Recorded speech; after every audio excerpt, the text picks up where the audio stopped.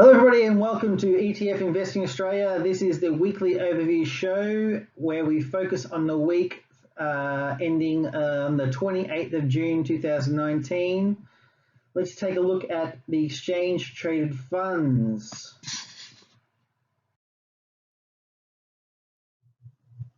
Hi guys, this is Scott.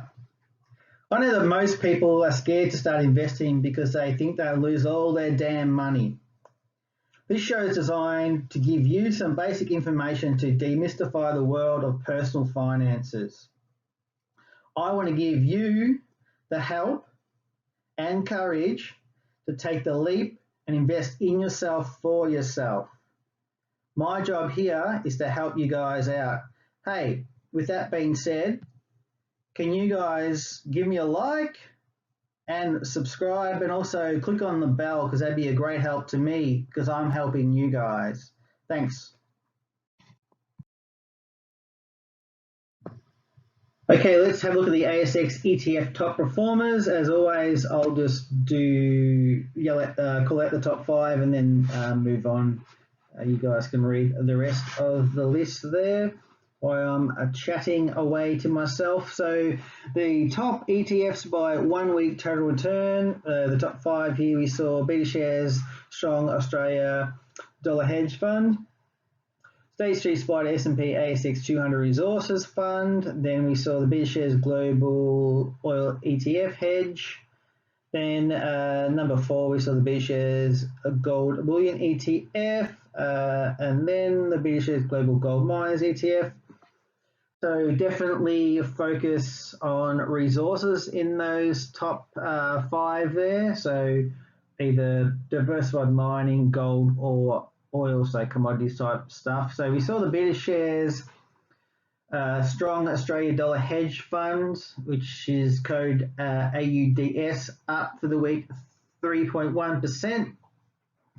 So that fund allows investors to obtain magnified long exposure to the value of the Australian dollar relative to the US dollar. That is a pretty small fund with a market cap of $4.2 million.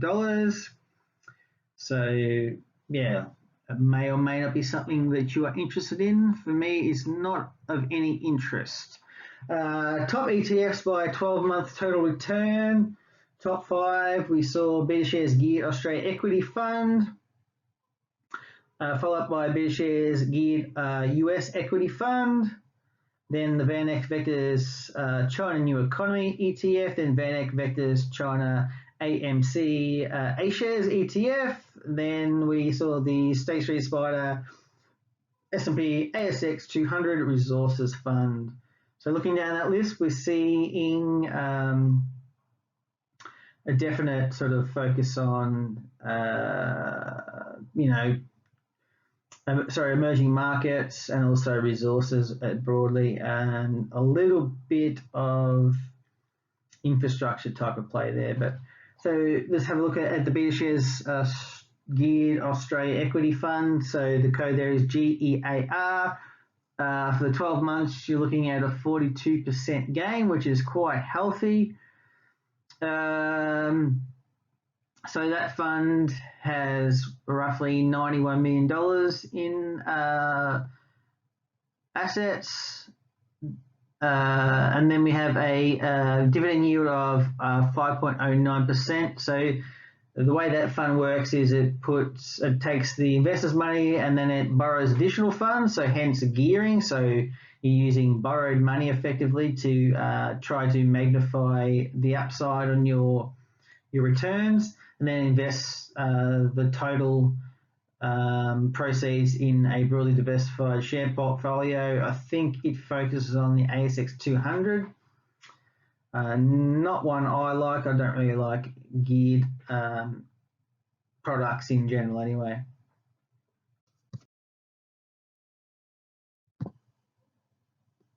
So let's cast our eye over the ASX ETF money flows. I find it more exciting, more interesting just to see where the flows are coming, not where the flows are going out of. So let's have a quick look at the top 5s here for ETFs flows for 1 week. So we saw State Street Spider S&P ASX 200 Fund, followed up closely by the BetaShares Australia High Interest Cash ETF, then the VanEck Vectors S&P ASX Franked Dividend ETF. Then we saw the BetaShares Australia 200 ETF. And lastly, there, number 5, we saw iShares Core Composite Bond ETF. The State Street Spider S&P ASX 200 fund, which has the code of STW, saw inflows of $59 million, which is quite healthy. For those who don't know, I kind of mention it in the Daily Horizon view shows quite regularly because it's one of the bigger ETFs traded on the Australian market. It is designed to provide low portfolio turnover, accurate index tracking, and with all those combined, it should have low costs.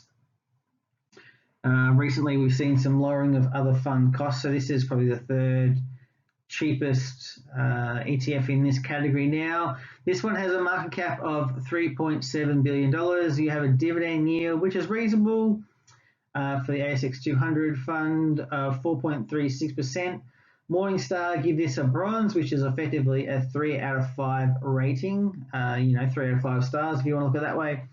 Let's switch over now to the top ETFs by year-to-date flows. We saw the BetaShares Australia High Interest Cash ETF, followed up closely by a Vanguard Australia Share Index ETF, then the Vanguard MSCI Index International series, then Vanguard Australia Fixed Interest ETF, then the VanEck Vectors Australia Equity Weighted ETF.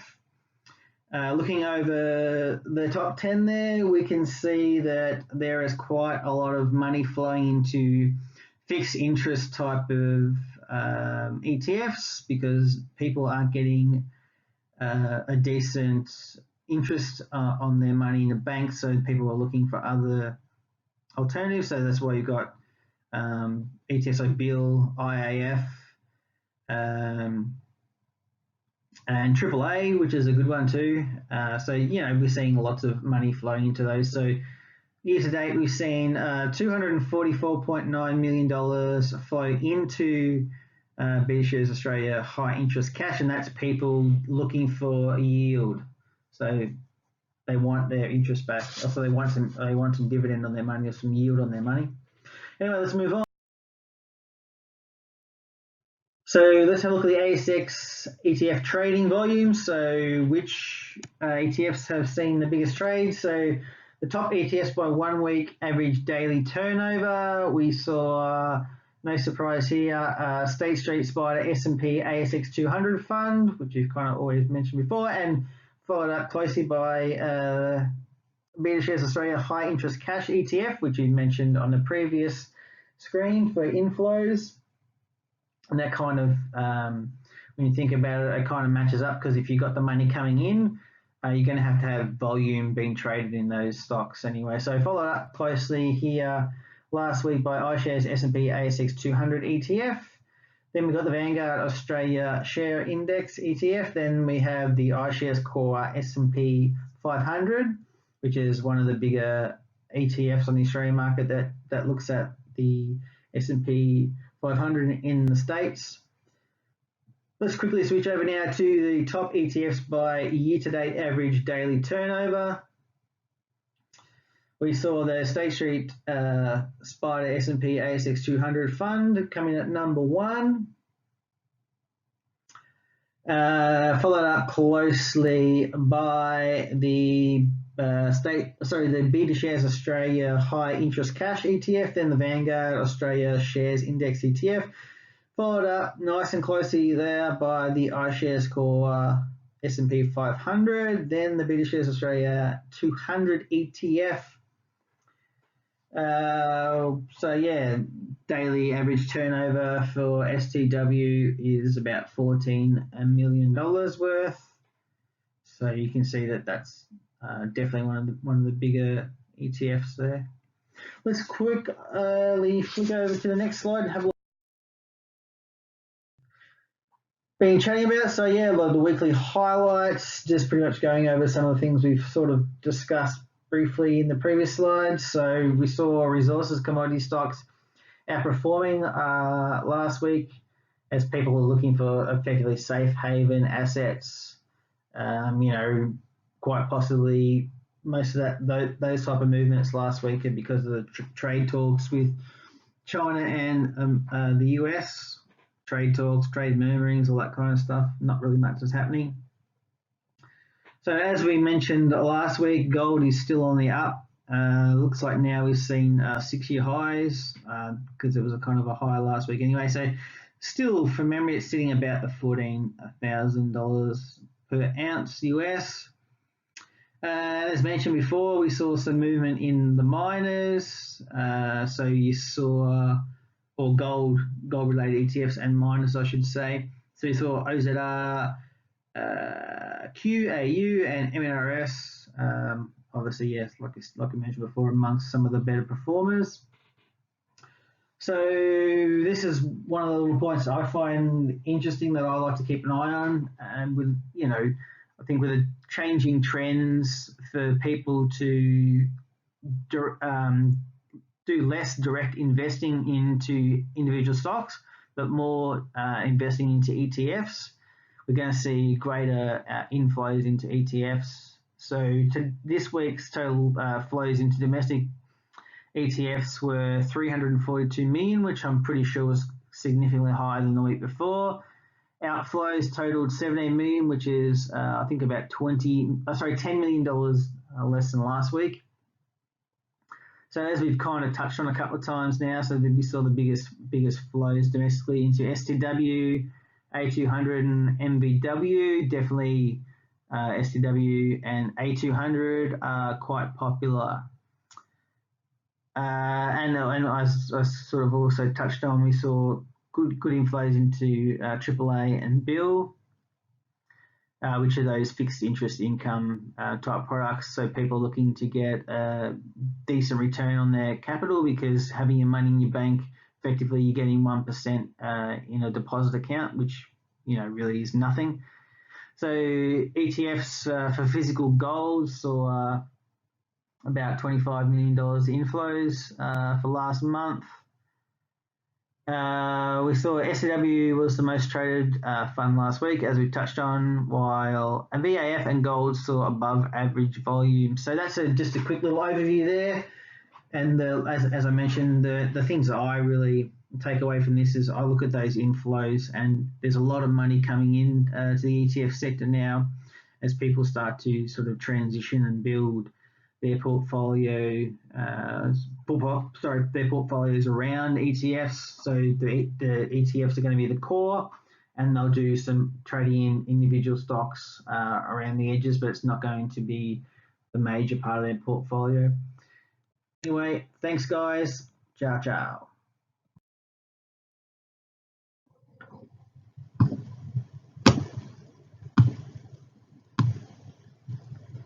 Yeah, so this is our standard disclaimer. We're not promoting any particular product here, purely informational purposes to give you guys an overview on the market and what's happening. We always need to do our own research, so you don't want to be buying one product just because you've only looked at one product. And also, you need to take your own personal financial objectives into account, and where needed, get additional advice from a professional.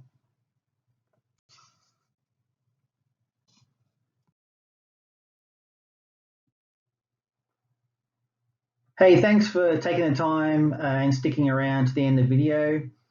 I enjoy producing these videos for you guys. I actually learn a lot of information myself. It keeps me up to date with what's happening in the market.